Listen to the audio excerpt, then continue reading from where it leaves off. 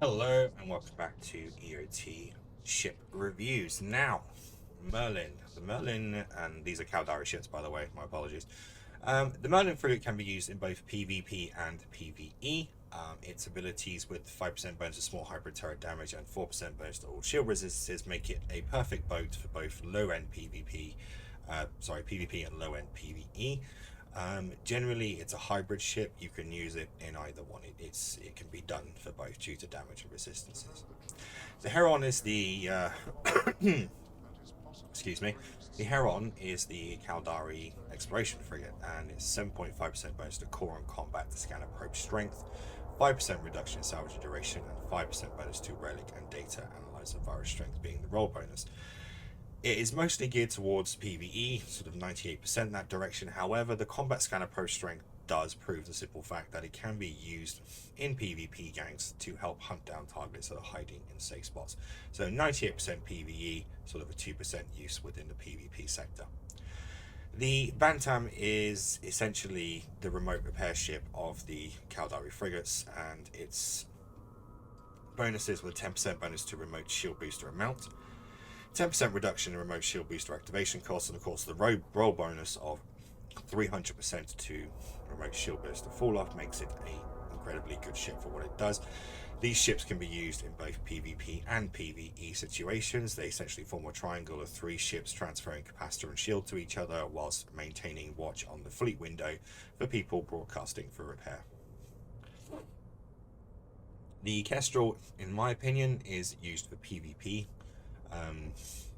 PvE wise, it's very difficult to fit it effectively. However, for PvP, this thing is a monster. It's 5% bonus to light missile and rocket damage, and 10% bonus to light missile and rocket max velocity. Essentially, make it an incredibly fun ship to fly, being able to fire generally within skill range, but also fires very quickly at the targets. And if you are slightly longer range, they will hit the target faster. The Griffin is what's called an ECM ship, and the ECM is electronic jamming, and its frigate bonus is 15% bonus to ECM target jammer strength and a 10% reduction in ECM target jammer activation costs. Now, ECMs are modules that essentially, when activated on an enemy ship, they have a chance to break the target lock of that ship. So if a Griffin is floating around inside a complex and you're thinking about going for it, I would think twice, because if they are fitted correctly, you will not be getting a single shot off, and they will be pounding you into oblivion. They can be fit for both PvP and sort of a support role as well. The Condor, in my opinion, is mostly based around PvP because of its fantastic abilities at kiting.